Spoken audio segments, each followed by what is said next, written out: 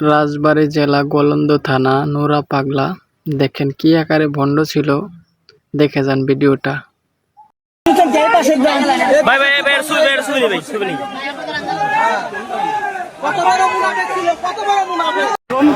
দেখতে পাচ্ছেন নুরাল পাগলের বাড়ির মধ্যে তৌহিদি জন্নত ঢুকে গেছে।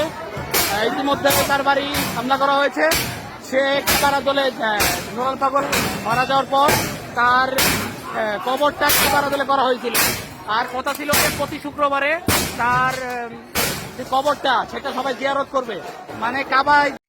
দেখেন ভিউয়ার্স, তাহলে মানুষ এটা কিভাবে সহ্য করবে। ভক্তদের মাঝে বলে গেছিল এবং সেই অনুসারে সবাই সেই কবর তাওয়াফ করতো। এই যে দেখতে পাচ্ছেন অবস্থা, এর মধ্যে অনেক মানুষ আটকে আছে যেগুলো তার অন্ধ ভক্তগুলা।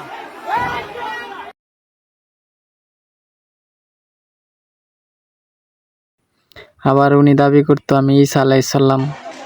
এটা কি করে সম্ভব বলেন ভিউয়ার্স? ঈসা আলাইসাল্লাম কি উনি? মানে ঈসাই দাবি করে, তারপরে ইমাম মেহেদি দাবি করে। এটা কি করে সম্ভব? মানুষ এর মানে বিরোধিতা করতে করতে মানে এখন আর সহ্য হচ্ছিল না, যার কারণে মানুষ সব এক হয়ে তৌহিদি জনতা তার মাজার ভেঙ্গে চুরমার করে দিল।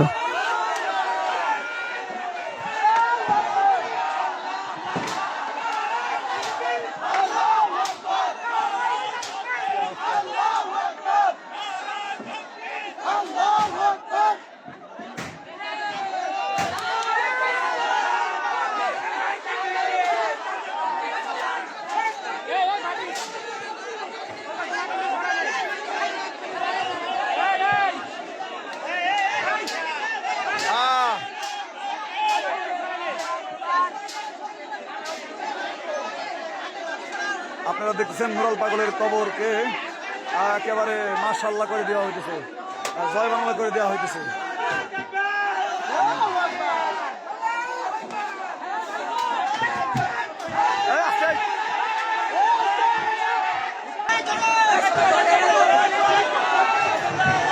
এটা কি নুরাল পাগল কিনা দেখা লাগবে আগে?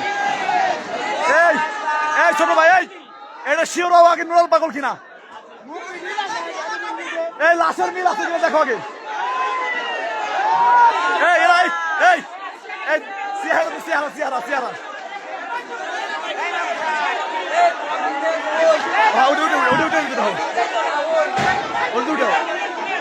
আলহামদুলিল্লাহ, অবশেষে জনগণ কি পারে দেখাই দিল তৌহিদি জনতা। কাবা শরীফের ন্যায় তাকে কবর দেওয়া হয়েছিল, কাবা শরীফের ন্যায় তাকে কবর দেওয়া হয়েছিল। সেই কবর থেকে তুলে তাকে পুড়িয়ে দেওয়া হলো একবারে রাজপথে, ঢাকা ফরিদপুর খুলনা মহাসড়কের মাঝখানে পুড়িয়ে দেওয়া হলো।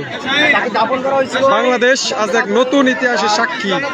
আলহামদুলিল্লাহ, জনগণ কি পারে এটা দেখাই দেওয়া হলো, দেখানোর জন্য না, যাতে ভবিষ্যতে এমন আর কোনো নুরাল পাগল তৈরি না হয় আমাদের দেশে। ভিডিওটা সবাই শেয়ার করে দিবেন এবং সাবস্ক্রাইব করে দিবেন। সবাই ভালো থাকবেন।